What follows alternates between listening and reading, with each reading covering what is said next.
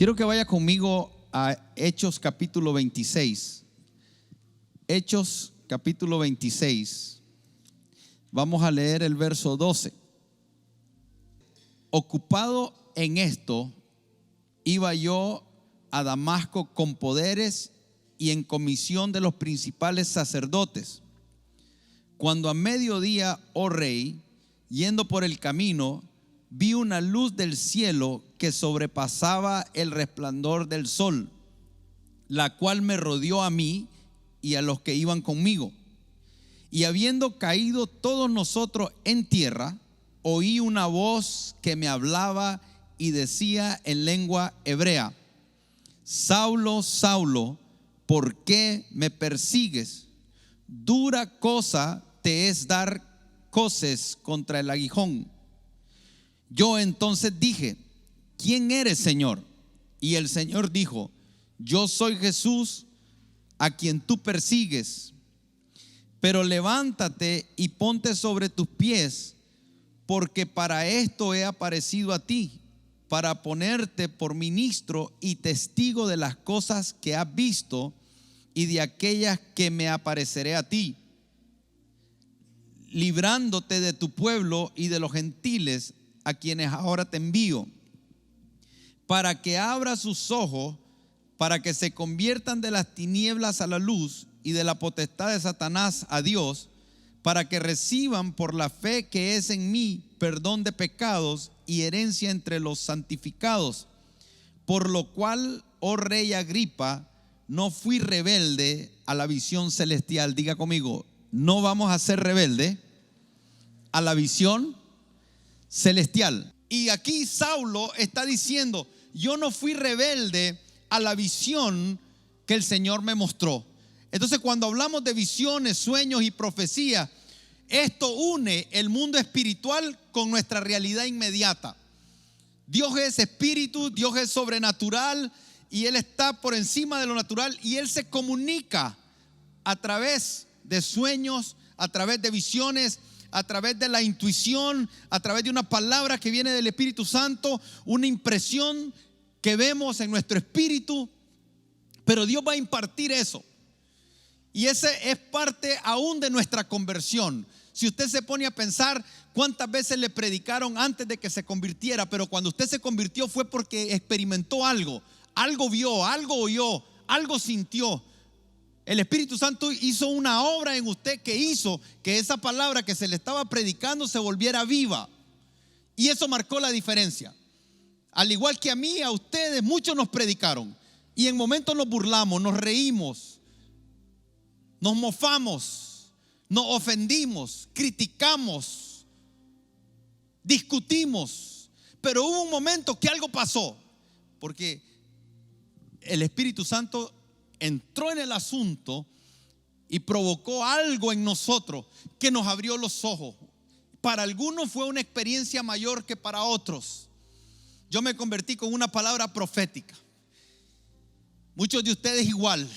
Pero si usted no se convirtió con una palabra profética, le aseguro que en el camino algo te dijo el Señor, algo hizo el Señor. Entonces necesitamos tomar la decisión si vamos a creer en esto o no, porque si no creemos en esto, nada de lo que diga lo puedes colocar en una posición natural, porque no es natural. Y eso es lo que marca la diferencia. Cuando nosotros hablamos de visión, nosotros estamos hablando de algo que es sobrenatural, que tiene que ver con una comunicación divina. Es un medio en el cual el Señor se nos revela, nos habla, nos exhibe algo para que nosotros lo podamos ver.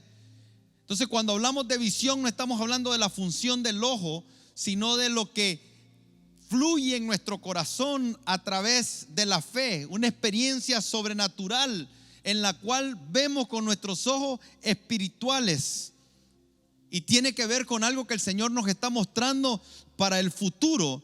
Entonces lo podemos ver en nuestra mente, lo podemos imaginar. Dice que la gente oía, pero solo Saulo veía lo que estaba pasando.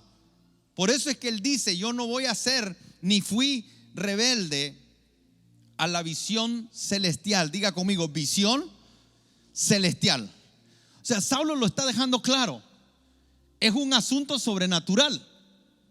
Es algo celestial que estando él en la tierra se le permitió verlo, pero es una visión celestial. Entonces, cuando él capta la visión celestial, toda su cosmovisión de la vida va a cambiar.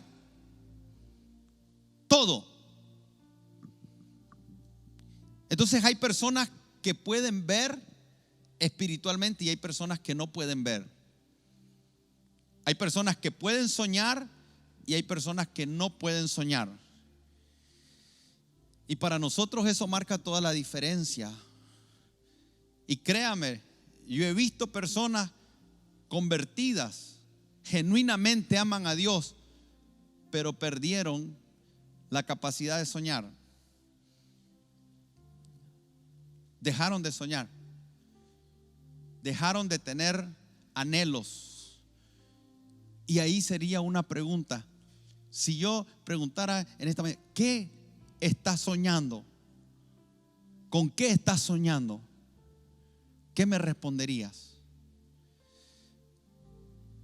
¿Qué estás soñando con tu familia?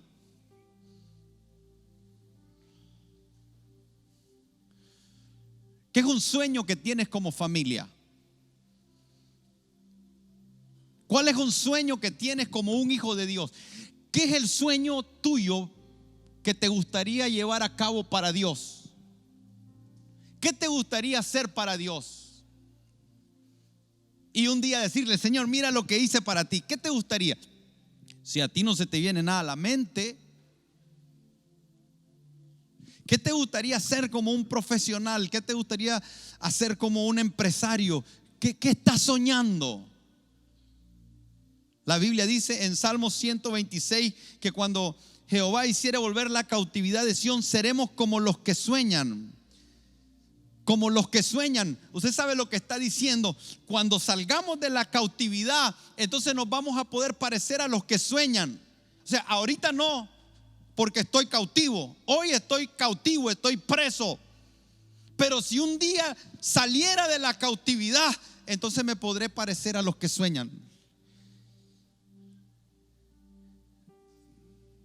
Las personas que no pueden soñar están presas en un sistema que les hizo creer que todo lo que pueden o no pueden lograr depende no de ellos, sino de un cambio afuera. Cuando la visión espiritual, la visión celestial es algo que el Señor te revela dentro, que quiere mostrarte a ti.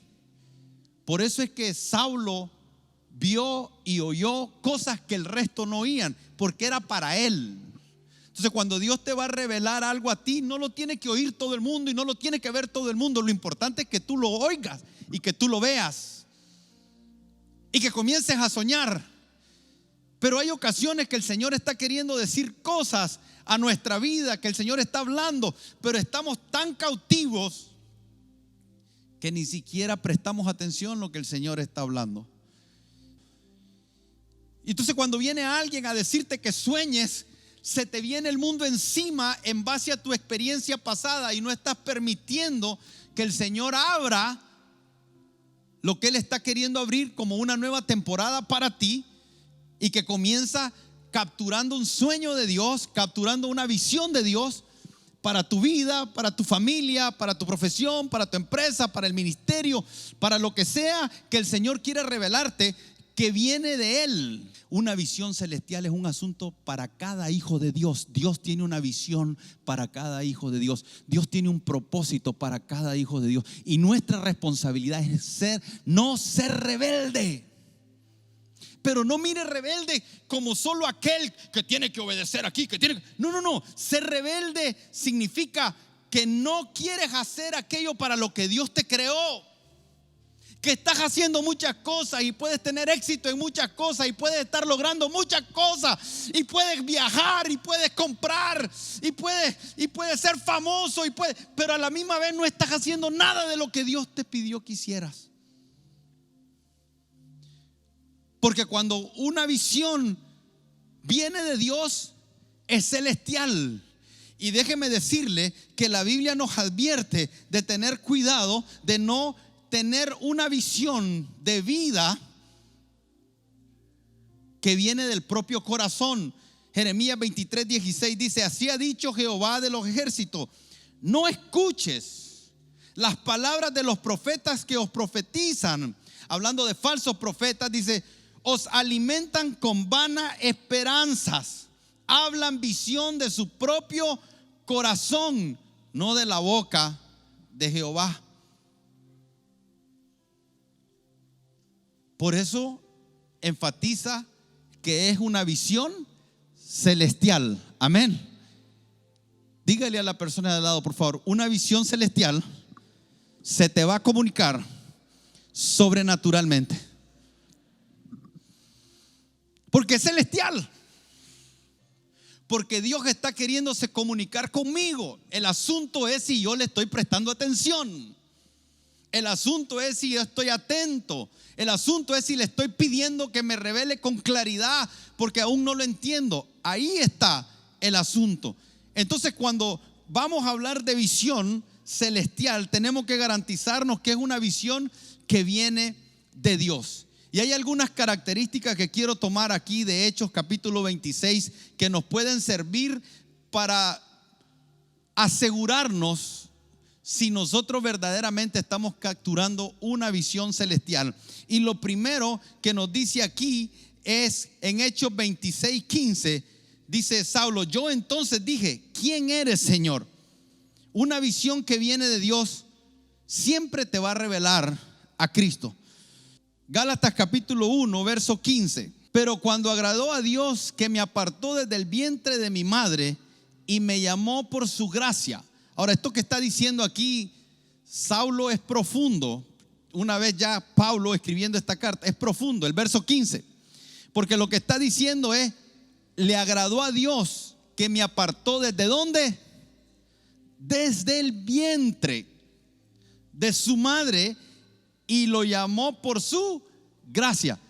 ¿Cuántos creen que nosotros fuimos apartados desde el vientre de nuestra madre? Dígame amén. Por favor, créalo, levante la mano, cierre sus ojos y con sus ojos cerrados, no porque yo se lo pida, sino porque usted lo está creyendo, dígale al Señor: yo creo que fui apartado desde el vientre de mi madre. Eso para mí es emocionante pensar eso, porque no importa si nací de una violación, si soy un hijo de un embarazo no deseado, si me consideran un accidente. El mundo me puede considerar un accidente y la gente me puede ver como una desgracia, pero Dios me aparta desde el vientre. Cuando comenzamos a entender esto, nos comenzamos a ver nosotros mismos de forma diferente. Tiene que generar un cambio. Esto sencillo que le estoy diciendo debe de generar un cambio en usted. En mí lo genera. Es emocionante pensar yo en el vientre de mi madre y Dios diciendo: este es mío.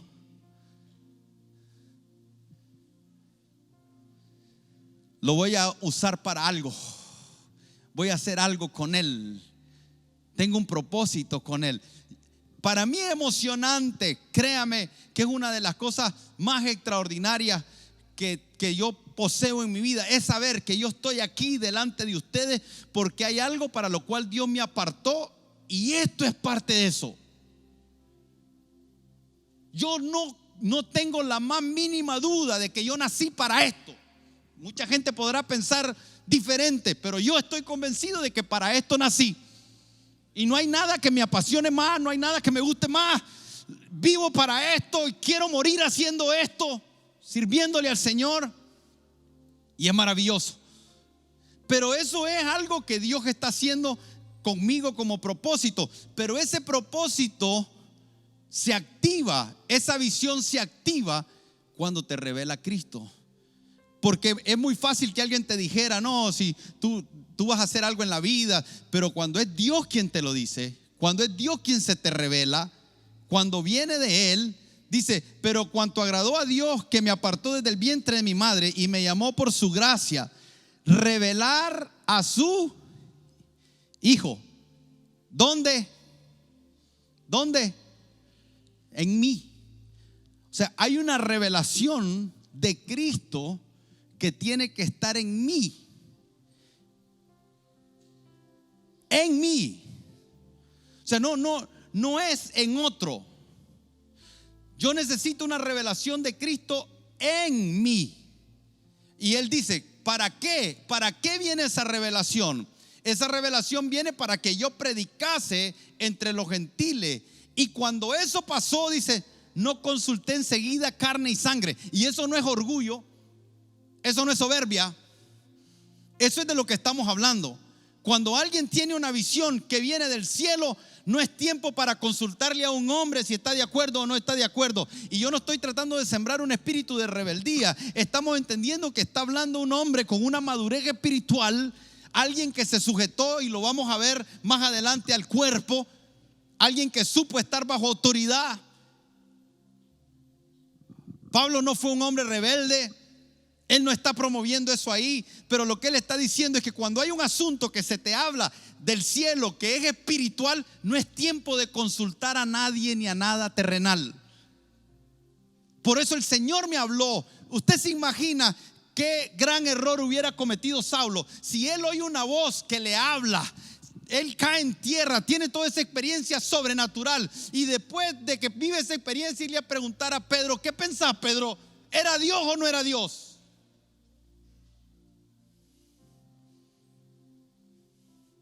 ¿Crees que era la voz de Dios? Vos lo conociste, yo no lo conocí. Ustedes caminaron con él, él estuvo 3 años y medio con ustedes. Yo no tuve el privilegio de estar con él, yo no reconozco su voz. Y Pedro decirle, ¿cómo era la voz? Era más o menos así, no sé, fíjate, no. Lo que está diciendo es, una vez que el Señor te habla algo, el Espíritu Santo te dará la convicción de que Él es hablándote. Y no es momento para dudar, no es momento para consultar a carne y sangre. Si acaso no estoy en este momento totalmente convencido, le pido confirmación al Señor, y Él conoce nuestro corazón, sabe cuándo queremos hacer su voluntad, y tal vez estamos luchando con el temor de no equivocarnos porque queremos agradarlo. Cuando eso está pasando, entonces el Señor se encargará de confirmarnos si es necesario. Amén. Pero te va a revelar a Cristo. Entonces dice, no consulté enseguida con carne y sangre, ni subí a Jerusalén a los que eran apóstoles antes que yo, sino que fui a Arabia y volví de nuevo a Damasco. La revelación de Cristo es importante porque la revelación de Cristo nos va a llevar a vivir como Él. Mire lo que dice Gálatas capítulo 2, verso 20. Con Cristo estoy juntamente crucificado, y ya no vivo yo, mas vive Cristo en mí. Parte de la revelación de Cristo es su crucifixión.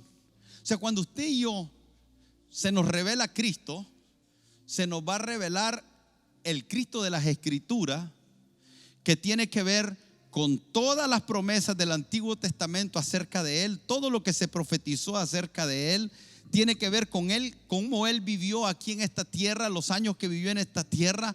Tiene que ver con lo que le aconteció al morir en la cruz, y tiene que ver con lo que Él logró después de la cruz. Una persona que tiene la revelación de Cristo lo entiende al Cristo desde el Génesis hasta el Apocalipsis, porque todas las Escrituras lo revelan a Él.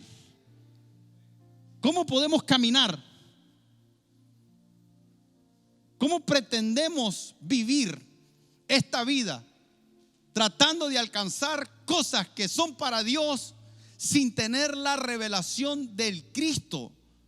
Por eso es que en vez de vivir bajo una visión celestial, muchas veces nos equivocamos y terminamos viviendo con una visión terrenal que no tiene como fuente a Dios.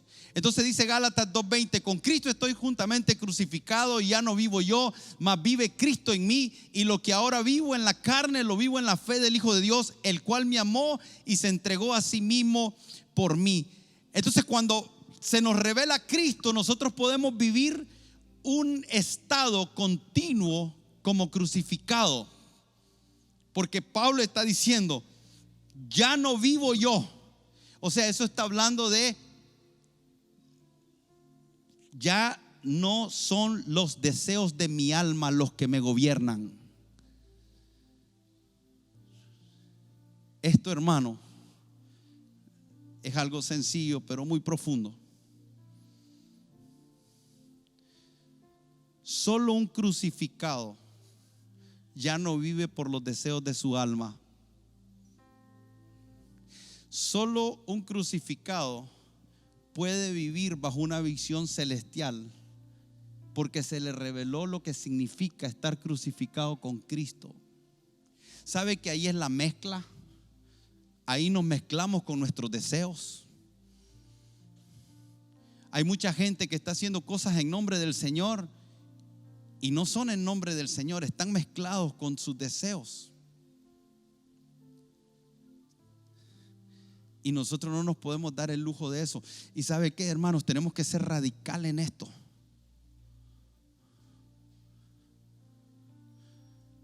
Porque cuando hablamos de visión, se habla tanto de visión que en vez de visión se convirtió en ambición.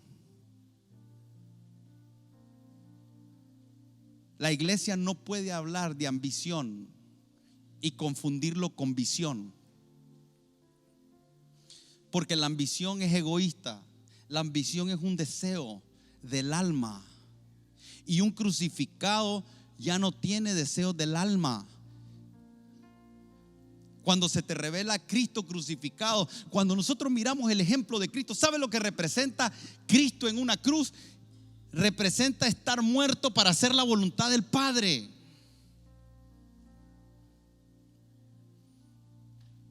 Esa parte de Cristo es la que no queremos recibir nosotros como revelación, porque tenemos muchos derechos, tenemos muchas demandas. Es que tiene que ser así, debe de ser así. Pero cuando nosotros miramos y se nos revela el Cristo crucificado, ¿qué demandaba? ¿Qué pedía el Cristo crucificado? Estaba ahí crucificado injustamente. No hizo otra cosa que hacerle bien a la gente. Estaba dando su vida para salvar la humanidad. Había venido a la tierra por el consejo de Dios. Se había puesto de acuerdo con el Padre eternamente y vino a la tierra a cumplir una misión. Y esa misión era que iba a morir en una cruz. Y esa cruz no mostraba ninguna gloria aparente. La cruz no muestra ninguna gloria aparente. Por eso es que los demonios, cuando estaban en la cruz, decían: si eres el Hijo de Dios, sálvate a ti mismo. Porque hay un momento de cruz donde no hay gloria aparente. Y nosotros, si se nos revela Cristo, no se nos puede revelar Cristo sin que haya pasado por la cruz. Porque antes de pasar por la cruz era Jesús. Una vez que pasó por la cruz, era el Cristo. Por eso es que cuando Pedro está diciendo: ¿Quién eres? Tú dices: tú eres el Cristo. Jesús se sorprende y dice: esto no te lo reveló ni carne ni sangre. Porque para que fuera el Cristo se tenían que cumplir las profecías. Y una de esas profecías es que moriría en un madero.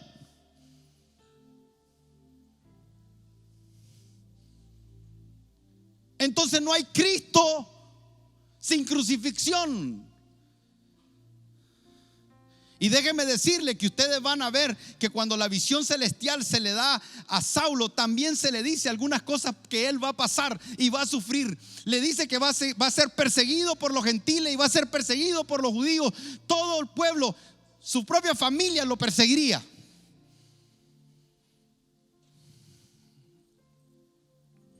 Entonces una visión celestial, se te revela Cristo. Y Cristo crucificado. Pablo lo que decía: una cosa me propuse en el corazón, predicar a Cristo y a este crucificado. Para los judíos tropezaderos, porque ellos piden señal, y para los griegos locura, porque ellos creen que no tienen nada de sabiduría. Un rechazo de los griegos, amantes de la sabiduría, y un rechazo de los judíos que querían señales, y se les volvió tropezadero. Cristo para algunos es tropezadero. La cruz para algunos se vuelve un tropiezo. Por el contrario, volverse una gloria.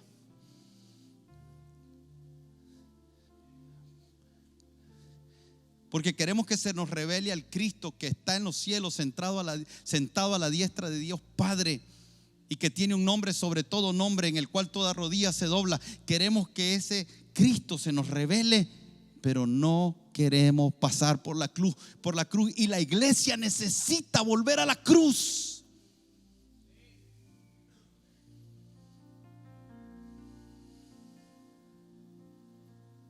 Me gusta cómo es Dios, porque Dios no le dice a Saulo: te va a ir todo bien, Saulo. Si tienes una visión celestial, te va a ir todo bien. No, le dice: no, Saulo, te van a perseguir. Y yo te voy a ayudar. Pero te van a perseguir ahora y te van a perseguir más adelante. La persecución, las luchas, las batallas, aquellas aparentes derrotas no necesariamente quiere decir que Dios no está contigo. Es más, si todavía estás ahí de pie, es porque Él te ha sostenido en medio de todas las batallas, en medio de todas las luchas, en medio de todas las dificultades. Por eso es que decía: yo no me glorío en mí mismo, me glorío en la cruz.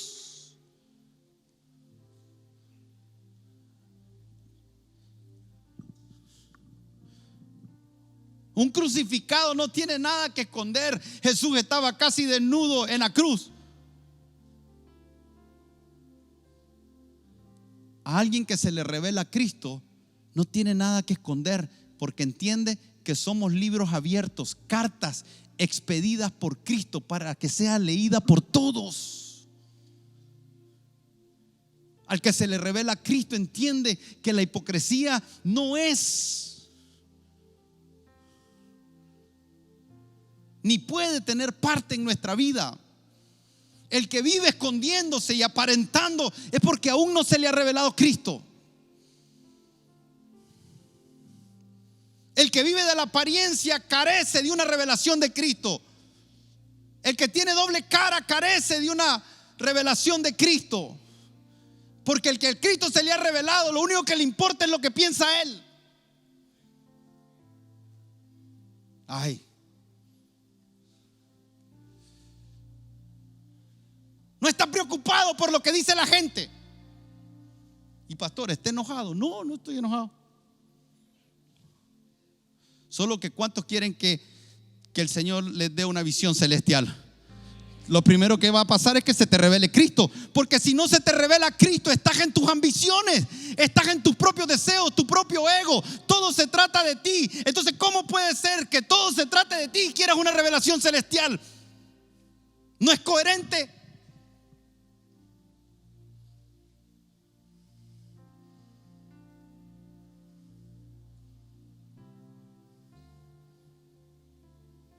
Porque el mismo Cristo vino a esta tierra a cumplir una visión celestial. Y Él en los días de su carne fue afligido.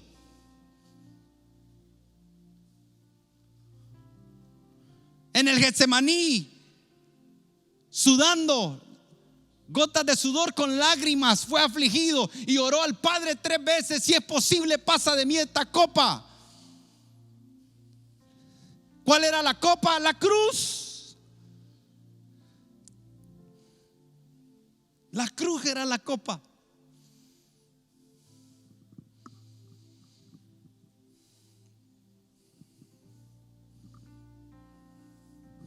Porque no hay gloria sin cruz. Y la iglesia necesitamos urgentemente volver a ver la cruz y abrazarla con la revelación que se requiere. El que está crucificado es inofendible. Por eso es que Jesús les dijo: Señor, perdónalo porque no saben lo que hacen. Este es el evangelio. Cristo y a este crucificado. Y no me avergüenzo del evangelio, porque es poder de Dios para salvación. avergonzarse del evangelio no solo tiene, en un tiempo tuvo que ver con que a algunos les daba vergüenza llamarse cristianos y ir a la iglesia. Iban de incógnito, iban escondidos y llevaban la Biblia escondida, y algunos hasta hoy no cargan Biblia, ni la ponen ni la leen, porque tal vez les da vergüenza. No comparten su fe con nadie porque les da vergüenza. Pero ese es el nivel más bajo de vergüenza. Ese sí da vergüenza. Pero avergonzarse del evangelio es no predicarlo puro también. Porque no es conveniente.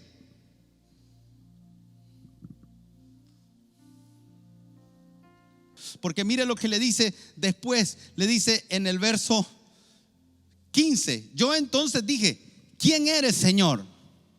Y después dije, y el Señor dijo, yo soy Jesús, a quien tú persigues.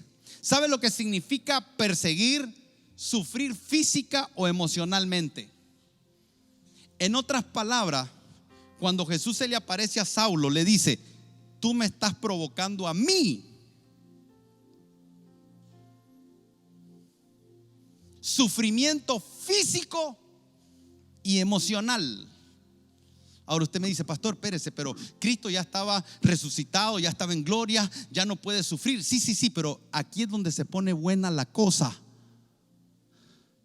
Porque una visión celestial primero te revela a Cristo, pero también te revela que Cristo y la iglesia es la misma cosa.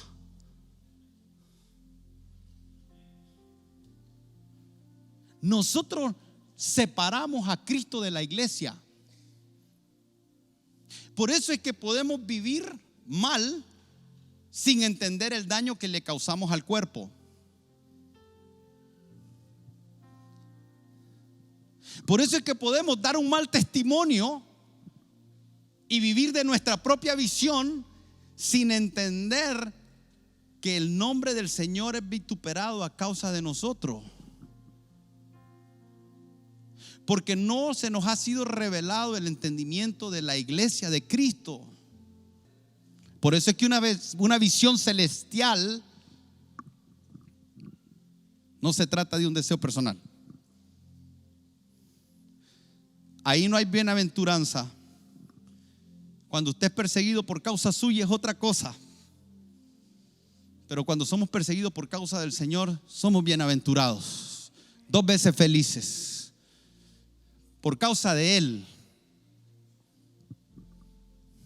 Y la iglesia tiene que prepararse.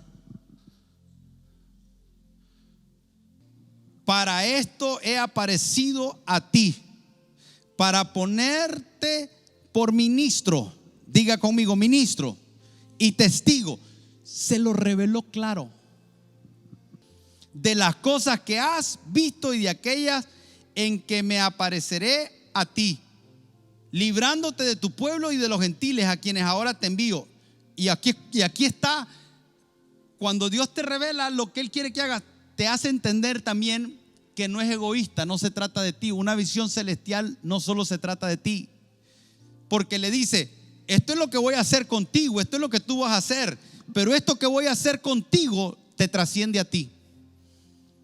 No solamente se trata de ti. Yo voy a estar contigo, yo te voy a respaldar, yo voy a prosperar lo que tú emprendas, pero quiero que entiendas que te trascienda.